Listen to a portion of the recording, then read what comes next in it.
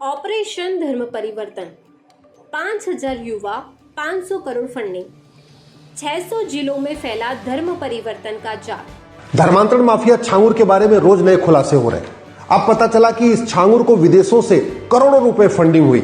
लगभग 40 एनजीओ बना रखा था छांगुर के सहयोगियों ने और उसमें बाहर से एफसीआरए के जरिए पैसा आ रहा था। लगभग 500 करोड़ की फंडिंग हुई है छांगुर को पूरी दुनिया से और भारत के अंदर भी लगभग हवाला के जरिए 500 करोड़ की फंडिंग हुई है। छांगुर ने 600 जिलों में 5,000 गुर्गे पाल रखे थे। 600 जिलों में नेटवर्क बना रखा था और ये जो 500 लड़के थे, गुर्गे थे, इनका काम था स्कूल कॉलेज के आसपास चक्कर लगाना। 600 जिलों में 500 गुर्गे का मतलब हर जिले में लगभग 80 से 90 गुर्गे। एक जिले में कॉलेज कितने होते? 8 से 10, यानी हर कॉलेज में छांगुर के 8 से 10 गुर्गे कॉलेज का चक्कर लगा रहे थे। अपना नाम बदल के, कलावा पहन के, तिलक लगा के लड़कियों को अट्रैक्ट, हिंदू लड़कियों को फंसाने की कोशिश करते और अब तक हजारों की संख्या में कर भी चुके हैं। दुनिया में सबसे ज्यादा धर्मांतरण भारत में होता है। 1500 परिवारों का पर डे कन्वर्जन हो रहा है।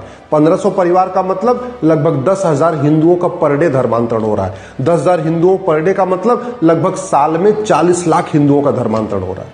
और ऐसे ही दुनिया में सबसे ज्यादा बहन बेटियां भारत से गायब हो रही हैं। साल में 5 लाख बहन बेटियां गायब होती हैं। पुलिस में शिकायत करने के बाद लगभग 1.5 लाख वापस मिलती हैं। 3.5 लाख का आता पता नहीं चल रहा। 3.5 लाख लड़कियां, बहन बेटियां साल में गायब हो रही हैं। इसका मतलब पर डे 1,000 बेटियां गायब हो रही हैं। और ये जो गायब हो रही हैं, इसमें बहुत बड़ी मात्रा, बहुत बड़ी जो संख्या है वो लव जिहाद के कारण है। अब ये फंडिंग कैसे हो रही है? इस 2010 में बने एफसीआरए के जरिए।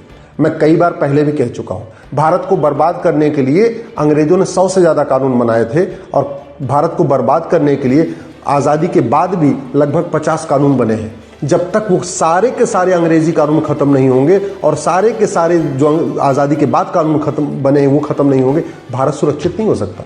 जब तक एफसीआरए कानून पूरी तरीके खत्म नहीं होगा, विदेशी फंडिंग नहीं बंद होगी और विदेशी फंडिंग नहीं बंद होगी तो न लव जिहाद रुकेगा, न लैंड जिहाद रुकेगा, न धर्मांतरण रुकेगा, न घुसपैठ रुकेगी, न अवैध कारोबार रुकेगा। ये सारा कुछ चलता रहेगा। ऐसे ही उत्तर प्रदेश की पुलिस तो काम कर रही है। उत्तर प्रदेश में छांगुर पकड़ा जाता है, लेकिन बाकी राज्यों में छांगुर नहीं पकड़े जा रहे। जबकि सच्चाई है कि छांगुर तो हर जिले में है। हर जिले में 2-3 छांगुर है। भाई मेन छांगुर उत्तर प्रदेश में बैठा हुआ है, लेकिन इसके जो गुर्गे हैं वो तो भारत के 600 जिलों में है। जब 600 जिलों में है तो बाकी जगह क्यों नहीं पकड़े जा रहे? इसलिए नहीं पकड़े जा रहे क्योंकि अंग्रेजों का पुलिस एक्ट चल रहा है। ये गुलामी वाले पुलिस एक्ट के कारण पुलिस सत्ता के गुलाम है।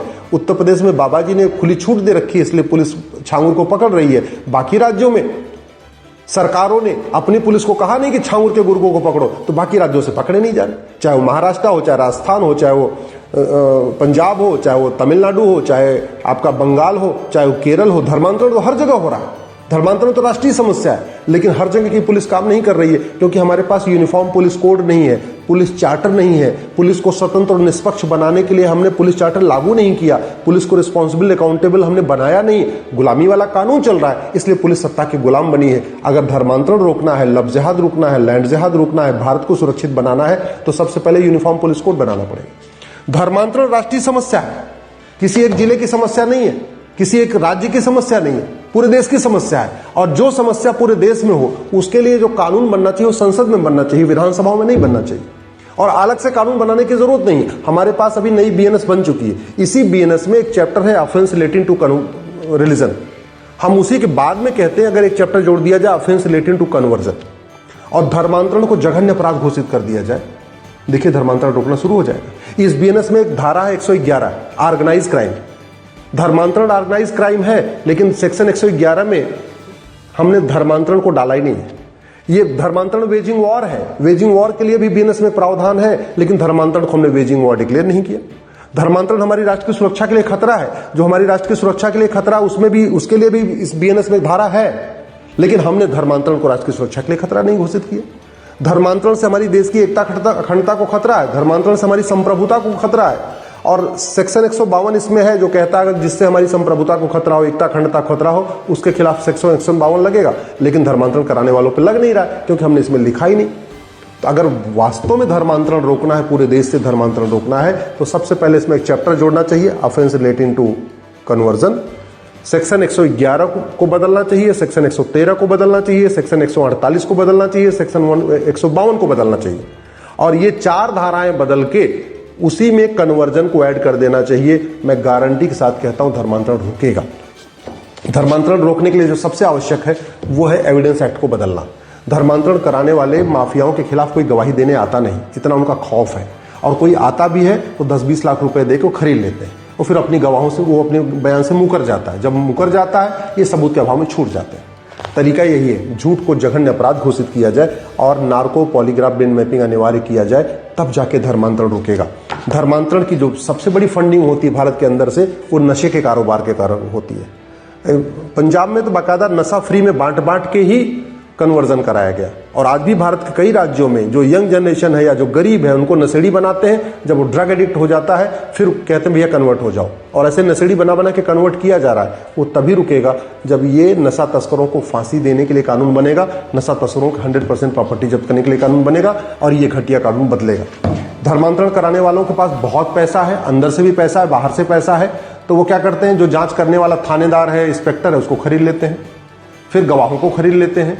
कई बार तो जजों को भी अपना उनका ऐसे नेटवर्क मिला है कि जहां पे जजों के साथ भी उनकी कुछ मिली भगत मिली है। बड़े बड़े दिग्गज वकील खड़ा कर लेते हैं। भूतपूर्व कानून मंत्री, भूतपूर्व वित्त मंत्री धर्मांतरण कराने वाले माफियाओं की जमानत के लिए आके खड़े हो जाते हैं 25-25 लाख रुपए फीस लेके। इसलिए मैं कहता हूं प्रिवेंशन ऑफ करप्शन एक्ट को बदलना पड़ेगा, भ्रष्टाचार को जघन्य अपराध घोषित करना पड़ेगा। धर्मांतरण की जो फंडिंग होती है वो हवाला के जरिए होती है और वो तभी रुकेगा जब ये कानून बदलेगा।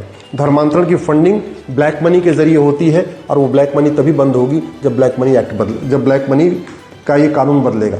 और सबसे इंपॉर्टेंट, देश को अगर हमें सुरक्षित बनाना है तो हमारे जैसे पूर्वज कहते थे ना, रहेगा बांस न बजेगी बांसुरी।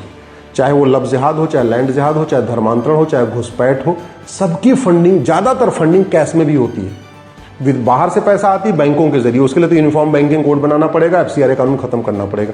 अंदर से जो फंडिंग हो रही है वो कैश में हो रही है, काले धन से हो रही है, हवाला के जरिए हो रही है। और वो काला धन हवाला तभी रुकेगा, भ्रष्टाचार तभी रुकेगा जब 100 रुपए से बड़ी नोट बंद होगी।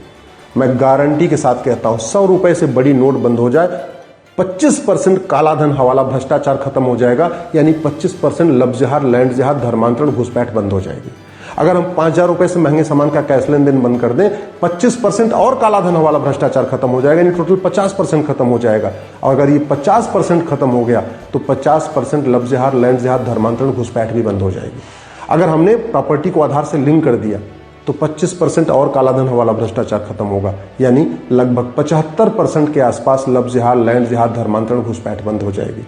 और जिस दिन हमने धर्मांतरण कराने वाले मिशनरियों, जिहादियों का narco polygraph brain mapping test करने, उनकी नागरिकता खत्म करने और 100% प्रॉपर्टी जब्त करने और साल भर के अंदर आजीवन कारावास फांसी देने के लिए कानून बना दिया, गारंटी के साथ कहता हूं भारत में धर्मांतरण 100% बंद हो जाएगा। नहीं 100% तो 99% बंद हो जाएगी, मैं गारंटी लेता हूं। जो मैं कानून कह रहा हूं, सरकार ये कानून बना दे, अगर 1 साल के अंदर 90% धर्मांतरण न रुक जाए और 5 साल के अंदर 99% धर्मांतरण न रुक जाए, मैं आजीवन मुंह नहीं दिखाऊंगा। ये मैं गारंटी के साथ कहता हूं। एक बात ध्यान रखिए, जो लोग भगवान से नहीं डरते वो कानून से डरते हैं। जो लोग ब्रह्मा विष्णु महेश से नहीं डरते वो भी कानून से डरते हैं। जीवन सबको प्यारा होता है। जो लोग हनुमान जी से नहीं डरते वो भी कानून से डरते हैं। जो हिंदुओं से नहीं डरते हैं वो भी कानून से डरते हैं। जो मुख्यमंत्री प्रधानमंत्री से नहीं डरते हैं वो भी कानून से डरते हैं। और आज की डेट में हमारे पास शासक बहुत अच्छे हैं। प्रधानमंत्री हमारे दुनिया के सबसे अच्छे हैं, हमारे गृह मंत्री अच्छे हैं, हमारे उत्तर प्रदेश के मुख्यमंत्री सबसे बढ़िया है, ईमानदार हैं, मेहनती हैं, राष्ट्रवादी हैं। लेकिन धर्मांतरण रुक नहीं रहा है। क्यों? क्योंकि विदेशी फंडिंग रुकी नहीं, अंदर से हवाला की फंडिंग रुकी नहीं, नशे का कारोबार रुका नहीं और धर्मांतरण के लिए राष्ट्रीय स्तर पर कोई कानून बना नहीं। पुलिस को हमने पुलिस को एक अकाउंटेबल रिस्पॉन्सिबल बनाया नहीं। तो धर्मांतरण रोकने के लिए पुलिस रिफॉर्म भी करना पड़ेगा, जुडिशियल रिफॉर्म भी करना पड़ेगा, एडमिनिस्ट्रेटिव रिफॉर्म भी करना पड़ेगा, टैक्स रिफॉर्म करना पड़ेगा और सबसे important justice with in year लागू करना पड़ेगा। जब तक कानून का खौफ नहीं पैदा होगा तब तक धर्मांतरण नहीं होगा, तब तक धर्मांतरण बंद नहीं होगा। चीन में धर्मांतरण नहीं होता, सिंगापुर में धर्मांतरण नहीं होता, दुनिया के कई देशों में धर्मांतरण नहीं होता। क्यों? कानून कठोर है, कानून का खौफ है। वैसा ही खौफ भारत में पैदा होगा तब जाके धर्मांतरण रुकेगा। और अगर हमने धर्मांतरण नहीं रोका तो याद रखिए भारत बर्बाद हो जाएगा और 25 साल के अंदर बर्बाद हो जाएगा। क्या हिंदू हिंदुओं को बचा पाएंगे?